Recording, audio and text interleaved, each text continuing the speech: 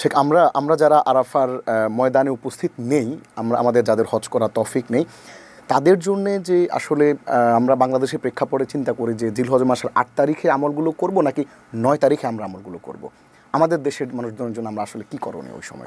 খুবই গুরুত্বপূর্ণ প্রশ্ন। আরাফাতের দিন বলতে কোন দিনকে বোঝানো হয়, এই প্রসঙ্গে বিতর্ক প্রতি বছরই আরাফাতের দিন কাছে আসলেই এটা নিয়ে বিতর্ক দেখা দেয়। এক শ্রেণীর ওলামা একরাম বলে থাকেন যে আরাফাতের দিন বলা হয় সেই দিনকে যে দিনে হাজি সাহেবগণ আরাফাতে অবস্থান করেন, কারণ দিনটাকেই বলা হচ্ছে আরাফাতের দিন। তাহলে হাজি সাহেবরা যে দিনে আরাফার ময়দানে অবস্থান করবেন, আপনি পৃথিবীর যে প্রান্তেই থাকেন সেই দিনটা হলো আপনার আরাফাতের দিন।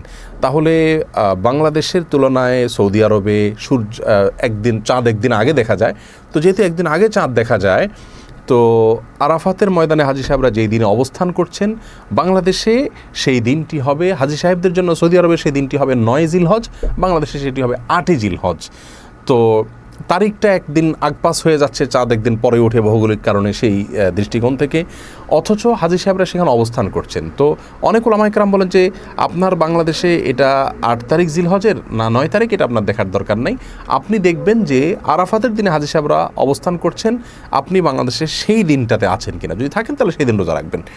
তো এই হিসাবে আমরা সহজ ভাষায় বলতে গেলে বাংলাদেশে ৮ই জিলহজকেই বলতে পারি, এটা এক শ্রেণী ওলামা একরাম বলে থাকেন। আবার অন্য শ্রেণীর ওলামা একরাম, এই দ্বিতীয় শ্রেণীর মধ্যে আমাদের দেশে মূলধারার বেশিরভাগ ওলামা একরামের কথা বলতে পারি আমরা, হানাফি মাযহাবের ওলামা একরামের দৃষ্টিভঙ্গি হলো এটি যে আরাফার দিন বলতে জিলহজের ৯ তারিখকে বোঝানো হয়ে থাকে। কারণ ওলামা একরাম জানেন যে জিলহজের এই দিনগুলোর এক একটা নাম আছে, যেমন ইয়াউমুত তারবিয়া বলা হয় জিলহজের ৮ তারিখকে, ইয়মে আরাফা বলা হয় জিলহজের ৯ তারিখে, ইয়মে নাহার বলা হয় জিলহজের 10 তারিখকে। তো এই দিনগুলোর এক একটা নাম আছে। আইয়ামে তাশরিক বলা হয় পরবর্তীতে 3 দিনকে। তো ইয়ামে আরাফা এটা ৯ জিলহজের অপর নাম। এখানে আসলে হাজি সাহেবদের অবস্থানটা মূল না, মূল হলো ৯ তারিখটা, কারণ ৯ তারিখকে আরাফাতের দিন বলা হয়। এখন সৌদি আরবে যারা অবস্থান করছেন তাদের জন্য আরাফাতের দিন ৯ তারিখ, আমাদের বাংলাদেশে যখন ৯ তারিখ হবে আরাফাতের দিন, আমাদের জন্য সেই দিনটাই আরাফাত দিন হিসেবে বিবেচ্য হবে। এই মত পার্থক্যের কারণে আমরা কি ৮ই জিলহজ রোজা রাখবো নাকি ৯ জিলহজ রোজা রাখবো, এটা একটা জটিলতা দেখা দেয়। আমরা সংক্ষিপ্ত সার বলতে চাই যে শেখ মোহাম্মদ সাল্লাহ মজিদ হাফিজাউল্লাহ ইসলাম কিউতে এই দুইটা মতই উল্লেখ করে তিনি দুইটাই ইজতিহাদি বিষয়। এখানে ওলামা একরাম যার যার মতো করে বুঝেছেন, নবী সাল্লাল্লাহু আলাইহি ওয়াসাল্লামের কথাকে এক একজন এক এক রকম করে বুঝেছেন। আর বুঝের ক্ষেত্রে কোনোটাকে আমরা সরাসরি ডিসকারেজ করার কোনো সুযোগ নেই। সেই জায়গা থেকে আমরা বলবো দুই মতের ভিতরে আপনার কাছে যেই মতটি অধিকতর শক্তিশালী মনে হবে, যুক্তিসঙ্গত মনে হবে, আপনি সেটি আমল করতে পারেন।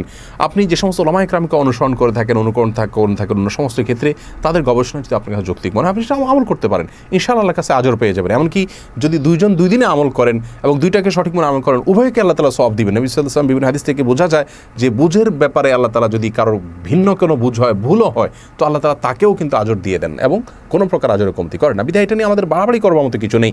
আর যদি কেউ চান যে আমরা ৮-৯ 2 দিনই রাখবো, আরাফাতের রোজা একটা, দুইটাকে আবার মনে করা যাবে না, কিন্তু যদি মনে করেন যে যেহেতু ইখতিলাফ আছে আমরা 2 দিনই রোজা রাখি, তবে যে কোনো একটাকে সঠিক ধরে নিতে হবে যে ৮ই জিলহজকে আমি মনে করছি বাংলাদেশে আর সৌদি আরব হাজিদের অবস্থানের সাথে মিল রেখে।